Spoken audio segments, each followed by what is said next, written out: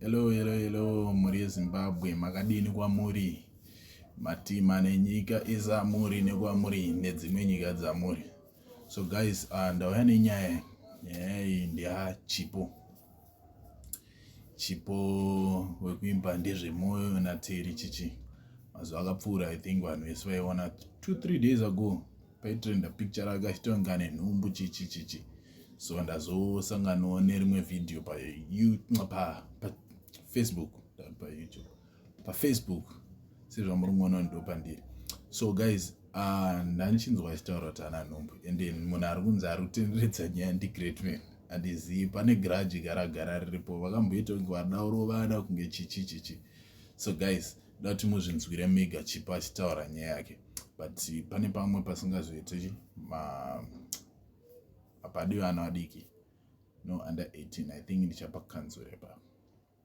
So ngatimunzwe.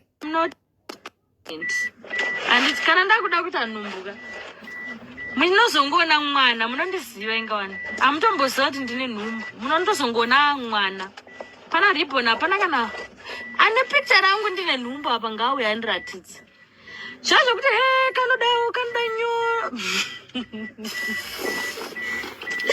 kanoda zvinhu kahure watogezi munenge muchizviva nepi. Pana anoswera neni here apa pamese pamuri pa? Pana anoswera neni here? Hapana.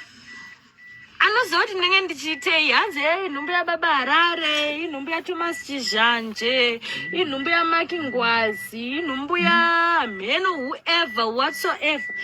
Guys, kutaura chokwadi pandinenge ndichitorwa mapicture nevanhu vese vaiveka, zvinenge zviri zvebasa. Handimbode kunyeberai, zvinenge zviri zvebasa.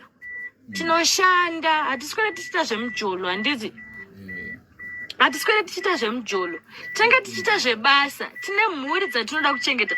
Pane comment yakandirwadza kutaura chokwadi, handimbode kunyeberai.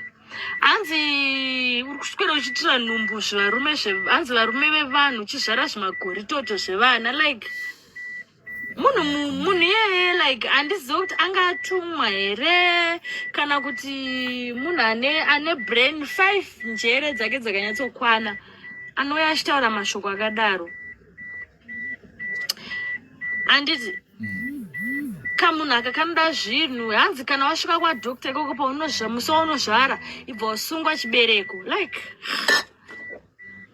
guys, Great Man akazotaura akati dai Mwari vanga vasingade kuti tese nesu akangotisvara tisina zvinhu zvacho zvokuti tinozvara, but takapiwawo at least. Guys, hanzi nhasi Friday ngatisanganei paglass, siyana nevanhu vamusingazivi. Like ndinenge ndichirwadziwa nemacomments enyu guys, handimbode kunyeperai, ndinenge ndichitobhoekana.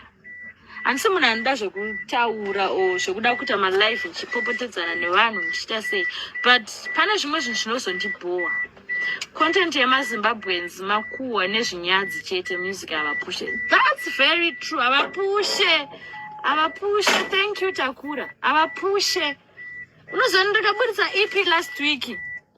I think vanhu vanonyanyondisapota ndimaBoss TV, the VBag. Uya the VBag munhu agara anotosapota vanhu zvekutodaro, maartists zvekutodaro.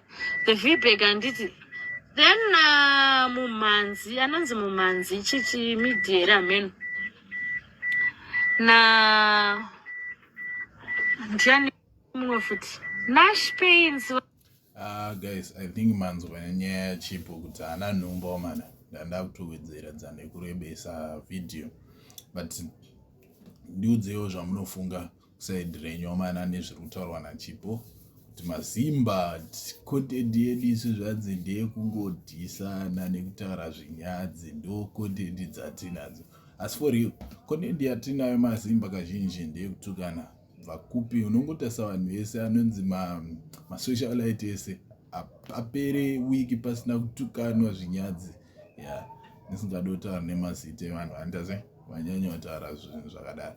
But guys, ndiudzewo zvamunofunga mucomment section nezvataurwa naChipo, and mukomende, musubscribe, tirambe tichienda mberi. totenda nesapoti yamunotipa iyoyo mbijana tichienda nditi. Thank you.